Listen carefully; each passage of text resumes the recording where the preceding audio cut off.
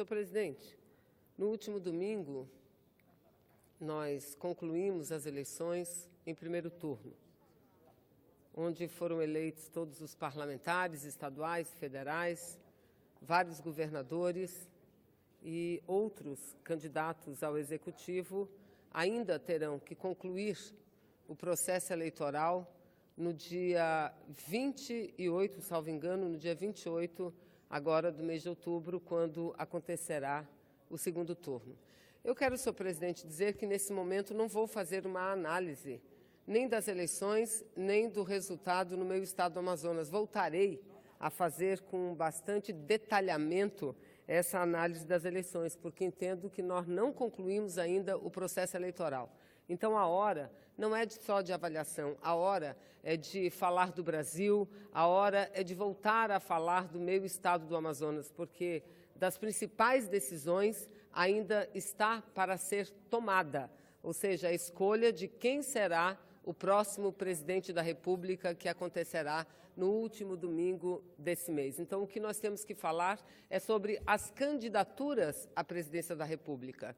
Falar o que cada uma delas defende para o país, o que cada uma delas apresenta como proposta para a nossa gente, para o nosso povo e, sobretudo, para o meio estado do Amazonas. A hora também é de falar sobre as eleições em segundo turno que acontecerão no meu estado do Amazonas, porque lá também voltaremos às urnas para escolher entre duas candidaturas de Wilson Lima e Amazonino Mendes, qual dos dois será o governador do meu estado do Amazonas. Mas, senhor presidente, eu quero abrir aqui uma aspas rápida para dizer o seguinte em relação às eleições ocorridas no último domingo. Primeiro, um resultado que surpreendeu a todos, tamanha discrepância com aquilo que mostravam as pesquisas eleitorais, e não apenas em um estado, e não apenas envolvendo uma única candidatura, não, na maioria dos estados brasileiros, inclusive no meu estado do Amazonas, senhor presidente, inclusive que as pesquisas, todas elas, de todos os institutos, mostravam um caminho e o resultado da urna foi completamente diferente daquilo que víamos nas pesquisas. Segundo, senhor presidente, dizer que, apesar do resultado adverso em relação à minha candidatura, eu chego aqui nesta tribuna, senhor presidente, com a mesma disposição de que sempre ocupei a mesma tribuna, porque saio dessas eleições com o espírito e o sentimento do dever cumprido, com a consciência muito mais do que tranquila, porque a minha campanha foi pautada única e exclusivamente em falar daquilo que defendíamos e defendemos para o estado do Amazonas e fazer uma prestação de contas do meu mandato. Afinal de contas, eu sou parlamentar. Então, não devia, num período de eleição, apenas dizer o que eu queria fazer, mas deveria, era o meu dever e assim o fiz, mostrar como atuei aqui no Senado Federal, de que lado fiquei e quais foram os meus votos. E foi exatamente isso que fiz durante toda a campanha eleitoral. Lamentavelmente, meus adversários não fizeram isso. Aliás, o que venceu a eleição, senhor presidente, iniciou a campanha mostrando um CPF, como se CPF fosse atestado, como diz um jornalista lá da minha cidade de Manaus, como se isso fosse, senador Telmário, atestado de idoneidade. Mas não era só isso, não. Ele dizia em todos os seus programas eleitorais, do primeiro até um determinado programa, que eu já vou falar, ele dizia o seguinte, que ele era limpo, que ele era independente, que era livre e que queria uma cadeira no Senado para lutar pelo Amazonas e pelo nosso povo, enquanto eles e ela, sou a única senadora e era a única candidata mulher ao Senado, enquanto eles e ela querem fugir da cadeia.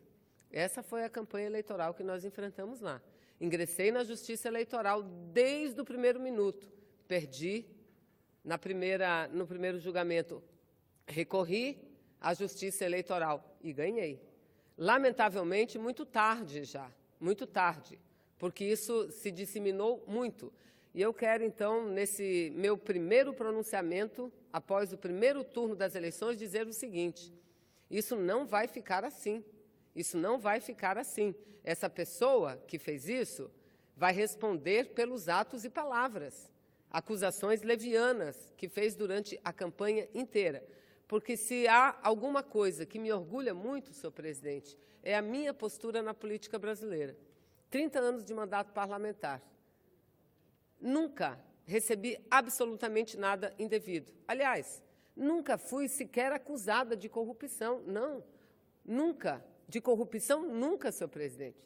Sequer fui acusada. Para ter que ouvir isso durante a campanha inteira? Mas, enfim, como eu sempre digo dessa tribuna, não tarda, o tempo é o senhor da verdade. A verdade, às vezes, ela pode demorar, ela pode tardar, mas ela virá, ela virá. Aliás, ontem mesmo, veja a ironia da situação, os senhores e senhoras senadoras, ontem mesmo, num programa de uma rádio local, que entrevistou esse candidato que venceu as eleições, ele, depois da entrevista, não sei por que exatamente, mas o jornalista teceu o seguinte comentário, dizendo que, falando sobre esse mote de campanha, dizendo que o CPF não representa atestado de idoneidade para ninguém e que ele deveria ter feito o que não fez durante a campanha, que ele poderia, aí, abre aspas, isso foi o que disse o jornalista, abre aspas, podia ter rodado um vídeo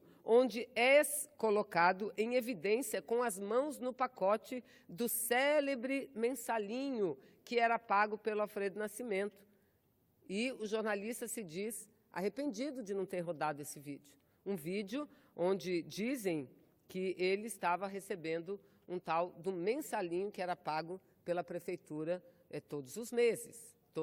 Mas, enfim, isso não vem ao caso. Eu quero, senhor presidente, nesse tempo que me resta, com a benevolência de Vossa Excelência, falar um pouco deste segundo turno do processo eleitoral. Me chamou muita atenção hoje a matéria, porque, primeiro, o que vem marcando muito esse processo eleitoral é aquilo que muitos, inclusive Vossa Excelência, fala da tribuna, os fake news, as mentiras, as inverdades que são postas, que são falsas, e notícias falsas vendidas como verdade, não é? Então veja, isso tem sido o principal mote.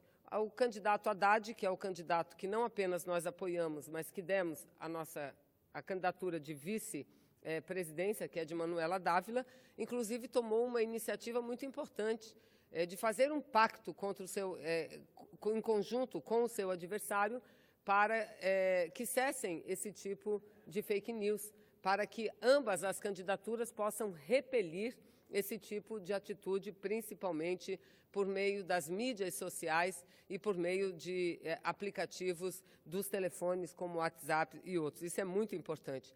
Mas, independente disso, eu penso que nós temos que trazer o debate para a política, porque o povo brasileiro tem que escolher em cima da verdade. O povo brasileiro tem que escolher o seu futuro presidente em cima do que cada um defende para o seu país. E hoje, senhor presidente, me preocupou muito aquilo que é a manchete do jornal Folha de São Paulo. Olha só, Bolsonaro e Guedes recrutam executivos para a sua equipe. Recrutam executivos para a sua equipe. Aí vamos lá, na página 21, ver quem são os executivos que eles estão recrutando para a sua equipe de governo, ou seja, para serem, segundo eles, os ministros, caso ele vença as eleições. Veja quem ele deverá recrutar. O CEO, né, o executivo do Bank of America, o executivo do Bozano Investimento, o executivo do Goldman Sachs, o executivo do Santander, ou seja, banqueiros. Senador Telmário, ele quer fazer um governo de banqueiros. Aí eu pergunto para o povo lá do meu Amazonas, lá da cidade de Manaus, lá dos interiores do meu estado, o que é que os banqueiros vão fazer em prol de estados tão distantes quanto o nosso? O que é que banqueiros no governo vão fazer pelo povo do interior? Como será tratado ou como serão tratados os programas Luz para Todos, Bolsa Família, Minha Casa Minha Vida, o Seguro Defeso, com o governo de banqueiros? Aliás, eles têm dito e redito que férias É o maior absurdo que se pratica no Brasil, pagar 1/3 a mais durante as férias. E que o outro absurdo seria pagar o 13º, porque as empresas só recolhem 12 meses por ano, e como pagar o 13º?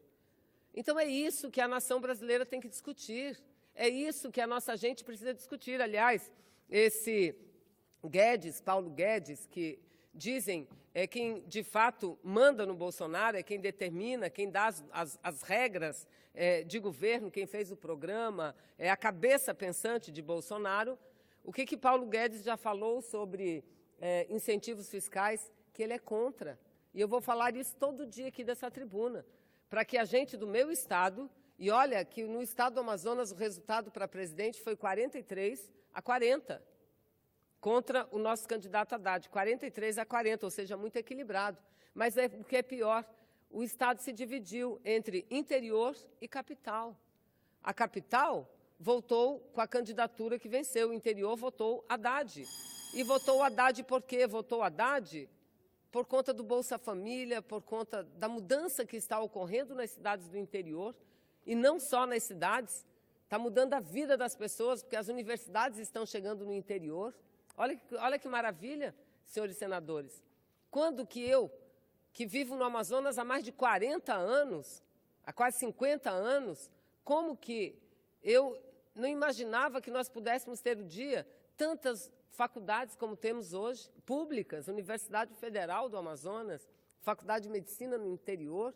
Isso é muito bonito. Aí eu pergunto a todos, querem votar no candidato, mas saibam o que ele vai fazer, saibam o que ele pensa da Zona Franca de Manaus. Bolsonaro é contra a Zona Franca de Manaus, porque é contra incentivos fiscais.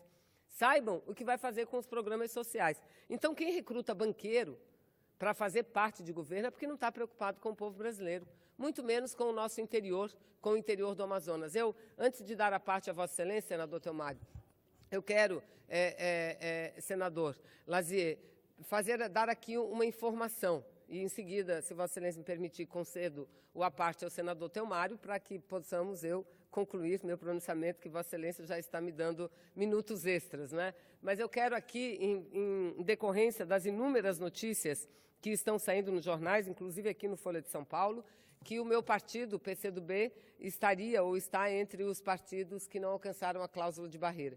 Dizer que isso não corresponde à realidade, porque nós temos candidaturas nossas a deputados que estão sub júdice e cujos votos, se apurados, serão suficientes para que alcancemos nós, do PCdoB, a cláusula de barreira. Então, não é uma posição definitiva que coloca o PCdoB como um partido que não alcançou a cláusula de barreira. E, por fim, concedo a parte do senador Theomário. Senadora Vanessa, primeiro agradeço a parte e a gentileza do presidente, até por entender esse momento, pós aí o primeiro turno das eleições, é um momento de extrema expectativa no Brasil todo, onde o recado das urnas tiveram uma grande divergência dos institutos de pesquisa, né? Os institutos de pesquisa foram para um lado e as urnas foram para o outro. Então, realmente, acho que o grande derrotado foram essas previsões aí nessas pesquisas. Mas eu respeito muito a decisão das urnas, elas são soberanas, mas quero dizer que essa casa vai ficar mais triste, essa casa vai ficar menor, essa casa vai ficar sem uma voz forte da mulher brasileira com a saída de Vossa Excelência. Pode ter certeza. Eu acho que Manaus, que sempre é a mãe ali do nosso estado, Roraima foi município, minha bisavó era filha do Amazonas, então eu fico triste por uma melhor avaliação, às vezes uma onda de uma candidatura que vem prometendo o céu e que agora a gente já vê as parcerias do céu e que de repente pode fazer uma avalanche e nisso acaba que leva pessoas que as redes sociais foram fundamentais, foi um instrumento pequeno diante de grande instrumento dominado por políticos de alguma região. Por exemplo, o monopólio da meio de comunicação no meu estado foi derrotado exatamente com as redes sociais. Mas também ali você, às vezes, muitas horas não sabe fazer a distinção ainda, né, entre um fake news e uma informação verdadeira. Eu tenho certeza que Vossa Excelência foi vítima disso, mas que essa sua garra, essa sua determinação, esse seu amor pelo Estado do Amazonas, pelo povo brasileiro, pelas causas dos mais humildes, vai lhe fazer muito mais forte, né? Que quer conhecer a senadora Vanessa, trabalhe junto com ela. Né? A Vanessa é uma pessoa que é a mesma da tribuna, é a mesma de uma decisão da liderança, é uma mesma de uma reunião fechada, é como o senador Paulo Paim também. Vocês mantêm uma coerência permanente. Então, eu quero dizer para Vossa Excelência que esses 4 anos que eu passei trabalhando com Vossa Excelência, aprendi muito e aprendi, sobretudo, respeitá-la. E lamento profundamente que essa casa perca uma parlamentar, principalmente mulher, da magnitude como é Vossa Excelência. Vossa Excelência tem a minha admiração, meu respeito. Se eu votasse em Manaus, isso era o meu primeiro voto. Mas eu quero aqui dizer uma outra coisa para Vossa Excelência. Quando eu vejo você trazer essas informações que o candidato a presidente Bolsonaro começa a recrutar banqueiros, eu faço a pergunta, por que ele não fica logo com os mesmos caras que estão aí do Temer? Porque o que está afundando o Estado do Brasil são os rentistas, né? Então, o rentista ele só pensa em lucro. Eu sempre digo, quando o cara vive de juros, de agiotagem, do dinheiro, fazendo o dinheiro, tomar o dinheiro, a riqueza do povo, que não vai para investimento, essa pessoa é sem coração, é sem amor, sem sentimento e tal. E eu fico muito mais preocupado quando o ministro da Fazenda dele, esse Paulo, é contra esses incentivos. Imagine o estado do Amazonas, que já tem sua robustez, já tem um parque industrial cristalizado, sentiria um impacto violento, porque é o caminho da economia mais forte que tem, é a indústria do Manaus. Imagina Roraima, que tem um incentivo no município do Bonfim. Senador Telmário, só para o controle de Vossa Excelência. Por ordem de inscrição, Vossa Excelência é o próximo. Graças a Deus. Eu só estou aproveitando essa fala dela, porque a Vanessa merece toda essa nossa deferência. Então, eu queria dizer isso, Vanessa, que a senadora Vanessa, que se Manaus está preocupada, imagine Roraima, que nós temos lá também a área de livre comércio, a ZPE, né, que é um bloco pequeno na capital e no município do Bonfim. Então, e Roraima deu 70% de votação para o Bolsonaro. Então, é bom pensar nesse sentido. Obrigado. Eu concluo, senhor presidente, agradecendo Vossa Excelência e as palavras carinhosas de reconhecimento do senador Telmário. E dizer, senador Telmário, que eu não iniciei a minha militância política sendo parlamentar. E não preciso de ter mandato parlamentar para seguir na luta, porque eu luto por aquilo que eu acredito. Eu luto porque sei que é possível que a gente construa uma sociedade melhor, uma sociedade sem tantas diferenças que nós vivemos hoje. Uma sociedade onde a maioria passa fome, não tem trabalho, não tem salário, não tem onde morar, enquanto alguns vivem de forma nababesca, não é? Então, é por isso que eu luto e é por isso que eu vou continuar lutando. E defender o meu Amazonas. Às vezes as pessoas não compreenderam algumas posições que eu tomei aqui, mas saibam, todas as posições que eu tomei foi em defesa da minha Zona Franca. Quando a gente dizia que o Lula defendia a Zona Franca, as pessoas achavam que era só discurso. E que nós iríamos sofrer, a Zona Franca iria sofrer com esse tal de Michel Temer, dizia que era só discurso. Está aí. 14 anos de tranquilidade, de Zona Franca progredindo, Zona Franca sendo respeitada. E agora, não foram nem 2 anos para que o Michel Temer atacasse a nossa Zona Franca, e atacasse de forma dura, retirando incentivos que podem levar ao desemprego mais de 14 mil famílias. Continuamos lutando, portanto, contra isso. Aliás, na pauta hoje, senador Lazier, um dos projetos que está na pauta trata da privatização da nossa Amazonas Energia. Não é hora de o Senado Federal votar essa matéria. Eu aproveito e peço o voto contrário. Não é hora de votar privatização de nada. Nós estamos entre o primeiro e o segundo turno de uma eleição. E não é hora do parlamento, a mando do Michel Temer, tomar uma decisão que vai impactar tanto a vida de quem vive lá no meu Amazonas, sobretudo aqueles que vivem no interior e que dependem do Luz para Todos. Então, concluo fazendo esse apelo aos senhores senadores, aos nossos colegas: não vamos permitir que este projeto seja votado hoje. Não é hora de votar privatização de nada, muito menos da empresa de energia lá do meu estado, que é pública, porque ainda é a única que consegue garantir o acesso da nossa gente, principalmente no interior, à energia elétrica. Muito obrigada, senhor presidente.